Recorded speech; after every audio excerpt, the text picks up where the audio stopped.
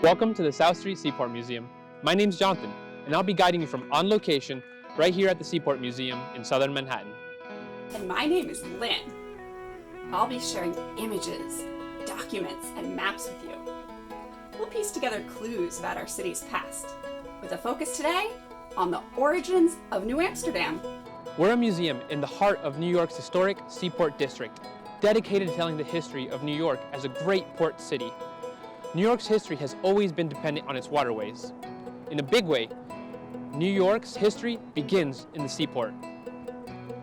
Today, we're going to talk about New Amsterdam. But first, let's take a minute to think about physical geography. Any idea what part of New York geography that is? That's the East River, which is part of the New York Harbor and connects to the ocean. Which ocean? The Atlantic Ocean. We're so close to the water that if I take a deep breath, I can smell the salt water. Here at the museum, we study how the history of the city was shaped by having such amazing, deep sheltered harbors. I said this is a seaport museum, but what is a seaport? A seaport is a place where people and trade goods come in and out by sea. It's a place for boats to dock so that they can load and unload things from all over the world. Like the tall ship Wavertree here, a cargo ship built in 1885. Essentially, a seaport is all about trade, making money moving things from place to place all over the world to sell. Here at the museum, we're especially interested in how the seaport relates to the history of New York City. If we're going to study history, how do we learn about the things that happened in the past? Lynn? Thanks, Jonathan. How do we find out what happened a long time ago? Historians use all kinds of sources to find clues about the past. Images, like this one, maps, artifacts, and documents, like a letter I cannot wait to show you. We're here today to learn about New Amsterdam, the trading town set up on the southern tip of this island by the Dutch West India Company in the early 1620s, and that eventually grew into New York City. In this episode, we're going to answer the question, why was New Amsterdam established, and why was it set up here? First of all, where is here? Looking at this Dutch map, we see a colonial settlement on what is labeled Island Manatus. What does Island Manatus sound like? That's what we call the island of Manhattan. And the waterway next to the island? Check out what's labeled in red. Noord River in Dutch. They called it the North River because it flowed down to the harbor from way up north. Let's get our bearings by rotating this map.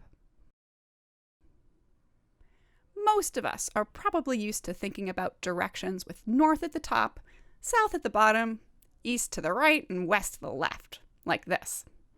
Does that look more familiar to you now? So where are these Dutch homes and farms? They've built a settlement on the southern tip of Manhattan Island with waterways on both sides, all connecting to New York Harbor. Here's a modern satellite image of the same region. We see how it's situated in relation to the rivers and harbor, easily connecting to the Atlantic Ocean, and in that way to the rest of the world. To take advantage of geography, this is where the Dutch established a settlement. This representation of New Amsterdam shows what the southern tip of Manhattan Island looked like when it was a small Dutch settlement, built up right along the water with boats docked along the shoreline. And here's what it looks like today. We know what New York looks, sounds, and smells like just by glancing around. But what about transportation? How are people and trade goods transported today? Well, we use trains, cars, airplanes, subways, trucks, and boats. Boats have been a part of New York history for a long time. I'm glad you brought up transportation, because that's really important to the story. For most of human history, boats have been the easiest way to travel long distances. boats could carry much bigger and heavier loads than could be transported any other way. Before there were airplanes, boats were the only way to get to the other side of the ocean.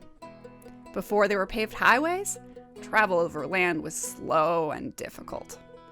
Boats could make much faster time. Long before European settlers sailed here, Native Americans had already been using this region's waterways for thousands of years. We've been telling this story largely from a European perspective, in part because those are the sources we have available. But imagine what this area looked like before Europeans arrived. Here's a recreation of what the area would have looked like when the island was called Mannahatta by the Lenape.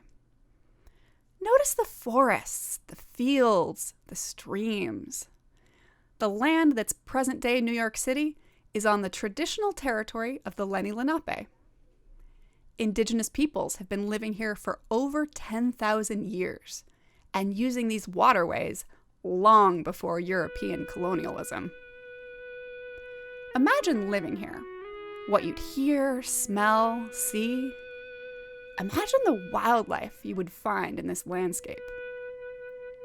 Which brings us back to our topic today, New Amsterdam. Why did Europeans come here and set up a colony? I want you to think, why was this place a desirable spot for a Dutch trading company to set up a town? Remember what Jonathan was saying earlier? What happens at a seaport? A seaport is all about trade. The Dutch West India Company wanted to set up a Dutch colony in order to make money through trade. They claimed a large territory they called New Netherland, and as an important port town within that larger territory, they set up this trading outpost, New Amsterdam, here on the southern tip of Mannahatta. Imagine sailing from the Netherlands, Old Amsterdam, to New Amsterdam across the vast Atlantic Ocean and coming into this region. From the Dutch perspective, what made this a good spot for a settlement? Sailing into this natural harbor, ships could be protected from the open ocean, and the water was deep enough for big boats to dock right up next to the land to unload the people and tools needed to build a settlement. The land was abundant with natural resources, and the tip of the island was defensible. But of course, the land was already inhabited by indigenous people when the colonists arrived. But that didn't stop them. And what made this spot a good location for trade? Can you identify all the waterways connected to this location? Remember the North River, what we call the Hudson River today, coming down from farther up in the New Netherland territory, which was full of natural resources to be traded, and flowing into the harbor? This geographic connection put New Amsterdam in an ideal position within a larger trading network, at the nexus of a great river and a perfect harbor, all connected to the Atlantic Ocean. So by looking at maps, we've figured out that this location was at the intersection of major waterways, which made it an excellent spot to set up a trading outpost, because trade goods and people could come in and out from far and wide by boat. Let's see what more we can add to the story by looking at a document from nearly 400 years ago. Remember the question I asked you before? Why was New Amsterdam established? Let's see what additional clues we can find by looking at this letter. First of all, what do you notice about this document? Are you able to read this writing? Can you tell what language it's written in? Maybe you can find the date. And the materials? I'm noticing what looks like ink handwriting on really old paper. This is a letter from 1626, written in Dutch by Peter Schagen, a representative from the Dutch West India Company, who lived in the Netherlands in Europe. Here's a translation of this letter into English. Let's read it together and see what we can figure out. Jonathan, can you read the letter for us? Received, 7th November, 1626. High and mighty lords, yesterday, the ship, the Arms of Amsterdam, arrived here. It sailed from New Netherland out of the river Mauritius on the 23rd of September. So already we know how long it took the ship to sail from New Netherland. That's the New York end, back to Europe. That's about a month and a half.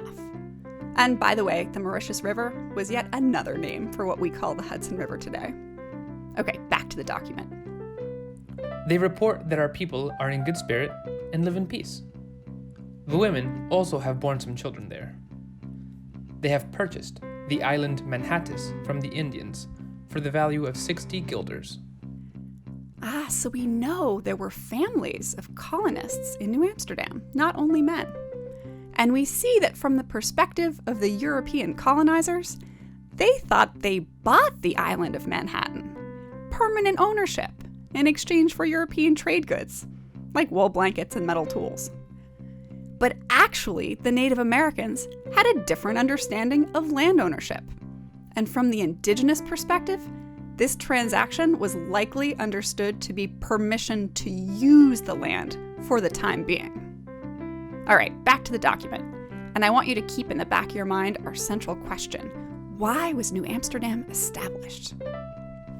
The cargo of the aforesaid ship is 7,246 beaver skins, 178.5 otter skins, 675 otter skins, 48 mink skins, 36 lynx skins, 33 minks, 34 muskrat skins, many oak timbers, and nutwood.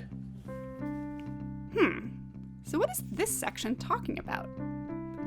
It's a list of the cargo that was sent back to Europe from the colony. What did this one ship carry from New Netherland in America to the Netherlands in Europe? This document lists grains, the skins of thousands of animals, especially beaver, and lots of wood.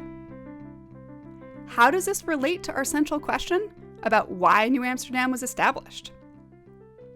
All this cargo was very valuable back in Europe.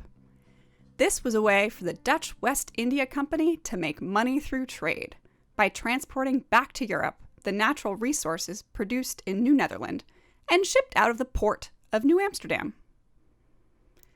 But what's so special about beaver skins? Jonathan, can you show us a beaver pelt? This is a beaver pelt. It's pretty interesting. First, you have the skin side and the fur side. Now there's two types of fur. There's the longer, coarser hair, and then there's really soft under fur. Also, when looking at the beaver, you can see the features of its nose and where its eyes went. You can also take a look at where its hind legs went, right down here. Beavers are aquatic animals, and since they need to stay warm living in the water, their fur is waterproof.